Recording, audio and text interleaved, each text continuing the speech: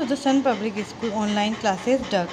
Dear student, हमने हमारी class 8 का जो फर्स्ट चैप्टर था वो कंप्लीट रीड कर लिया है। अब इसके जो क्वेश्चन आंसर हैं हम वो देख रहे हैं। फर्स्ट क्वेश्चन है, for how long do you think Connie had kept Jim's letter.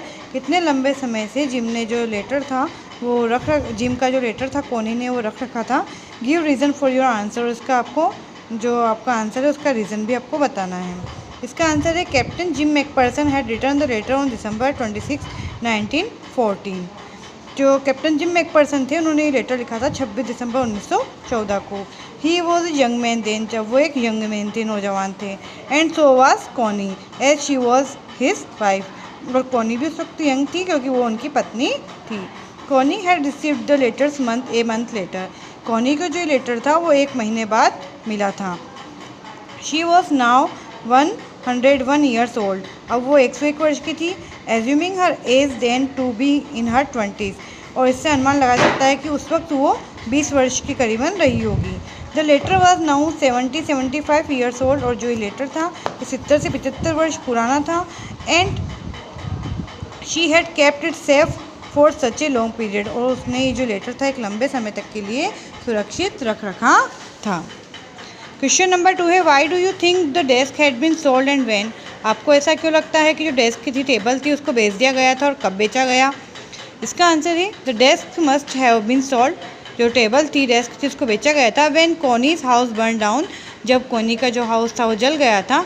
The desk shot damage from the fire and the water, और जो डेस्क थी उससे फायर और वाटर से, आग और पानी से वो ख़राब हो चुकी थी। Fireman must have pure to put out the flames, और जो फायरमैन था, दमकल कर्मी था, उसने इसको आग की लपटों से बाहर निकाला था। Since Connie now lived in the nursing home, उसके बाद से जो कॉनी थी वो नर्सिंग होम में रह रही थी। She must have sold out all useless and damage articles in her house, और उसके घर में जो भी यूजलेस, अनुपयोगी और जो डैमेज्ड थे वो आर्टिकल उसने बेच दिए थे।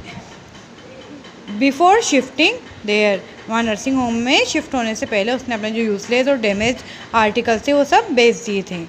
थर्ड नंबर क्वेश्चन है, why do Jim and Hans think that games and sports are good ways of resolving conflicts. Do you agree. आपको ऐसा क्यों लगता, why do you Jim and Hans thinks, Jim और हैंस ऐसा क्यों सोचते थे कि जो गेम्स और स्पोर्ट्स हैं वो सही तरीके हैं रिसॉल्विंग कॉन्फ्लिक्ट्स, जो संघर्ष है उसको हल करने में। डू यू एग्री, क्या आप इस बात से सहमत हैं। इसका आंसर है Jim and Hans are ordinary people with human values of kindness and fellow feelings for all men's.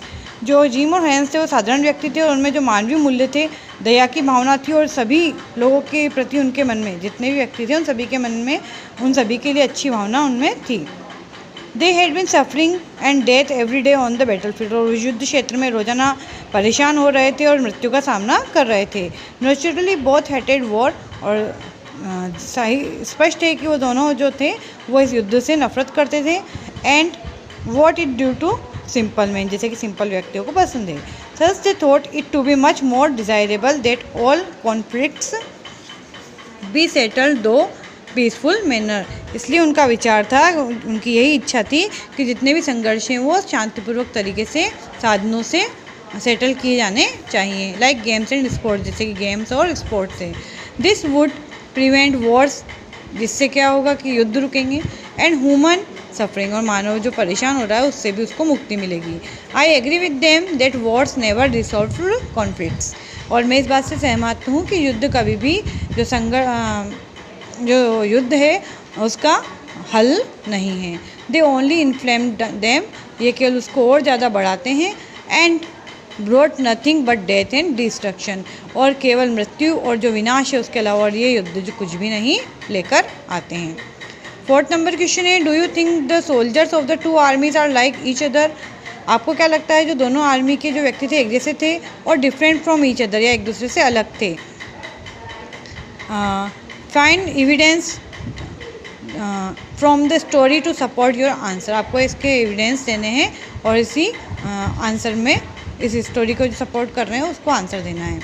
The soldiers of both armies are very much alike, जो दोनों सोल्जर्स थे, दोनों आर्मी के जो सोल्जर्स थे वो बिल्कुल एक जैसे थे। सिंपल ऑर्डिनरी मैन, बिल्कुल साधारण व्यक्ति थे। Who had been thrust into war, जिनको युद्ध में झोंक दिया गया था। Against their will in the call of national duty, क्योंकि उनकी जो ड्यूटी थी वो नेशनल ड्यूटी थी इनकी, और उनको युद्ध में डाल दिया गया था, झोंक दिया गया था।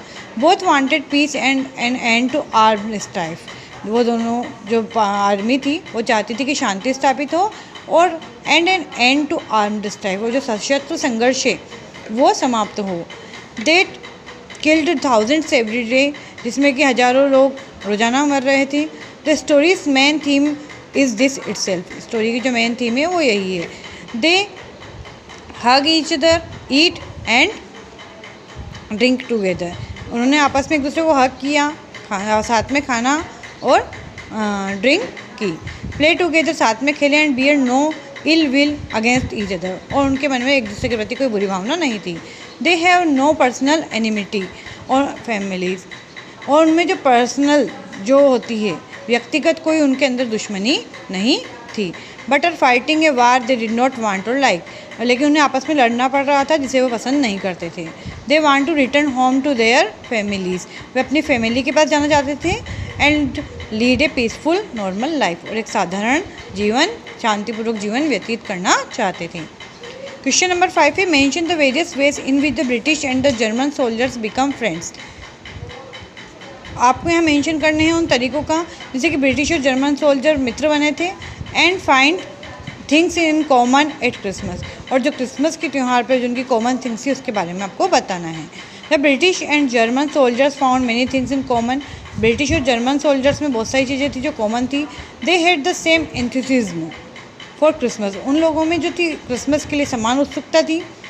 सेंग कैरोल, उन्होंने साथ में क्रिसमस सॉन्ग गाया। Share their drink and food and played football, उन्होंने अपनी ड्रिंक शेयर की, फूड शेयर किया और साथ में फुटबॉल भी खेले। एक गेम विच बहुत लव्ड, ऐसा गेम जिससे दोनों टीम को बहुत अच्छा लगाया, बहुत प्यार था। बहुत आर्मीज हैड यंग, दोनों आर्मी के जो लोग थे वो यंग थे। Like minded man and who hated war, और जो कि युद्ध से नफरत करते थे। Wanted ordinary life with their families, वो अपनी फैमिलीज़ के साथ अपनी लाइफ स्पेंड करना चाहते थे। And wanted to enjoy the simple pleasure of life, और जीवन की जो साधारण खुशियाँ हैं उनको इन्जॉय करना चाहते थे।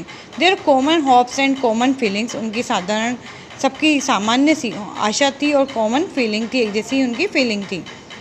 Of brotherhood and respect for human life made them friend, और जो उनकी भाईचारे की भावना थी और रिस्पेक्ट थी ह्यूमन लाइफ, मानवीय जीवन के प्रति, इससे वो आपस में मित्र बन गए। Who found a little time for piece, और उनके पास से थोड़ा समय मिल गया था शांति का। And laughter amidst the constant horrors of war, और जब वो क्रिसमस का त्यौहार मना रहे थे तो उन्हें जो लगातार युद्ध का जो आतंक था, युद्ध की जो परेशानी थी, उससे उनको उसके बीच में उनको हंसी खुशी का टाइम मिल गया था। डेथ एंड लॉस, मृत्यु और विनाश के साथ उन्हें इसका टाइम मिल गया था। क्वेश्चन नंबर 6 है, what is Connie's Christmas present, Connie का क्रिसमस प्रेजेंट क्या था। Why is it the best Christmas present in the world, और इसको क्रिसमस का सबसे बेस्ट क्रिसमस प्रेजेंट क्यों कहा गया है। Connie's Christmas present was the letter from Jim, Christmas का जो प्रेजेंट था वो जिम द्वारा लिखा गया लेटर था। That the author had recovered from the old desk, जो कि इस ऑथर को मिला था एक पुरानी डेस्क से। एंड ब्रॉट टू हर, और वो ये लेटर उसके पास लेकर आया था। इन हर कन्फ्यूज स्टेट ऑफ माइंड, उसके दिमाग की जो दशा थी वो सही नहीं थी।